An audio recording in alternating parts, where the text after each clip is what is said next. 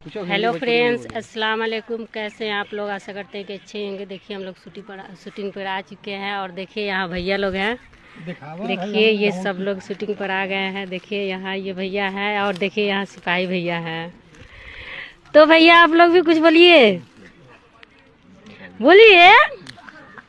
आज हम लोगों का रियल लाइफ एंटरटेनमेंट चैनल पे मुखिया जी एक और शॉर्ट वीडियो शूटिंग हो रहा है, जिसमें हम लोग आए हुए हैं और हम लोग चाहते हैं कि सभी दर्शक इस वीडियो को लाड प्यार दे, अधिक से अधिक फॉलो करे, सब्सक्राइब करे और इस वीडियो को शेयर करे।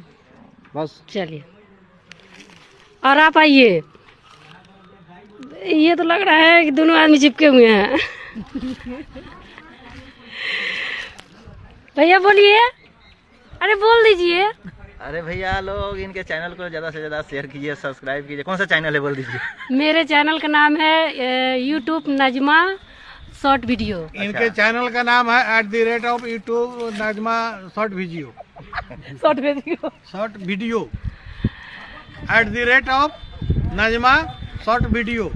और दिलकश राजा को ज़्यादा से ज़्यादा आप लोग प्यार दीजिए, सब्सक्राइब कीजिए, लाइक कीजिए, कमेंट कीजिए और आगे बढ़ाइए। और आगे बढ़ाइए। बाय दोस्तों।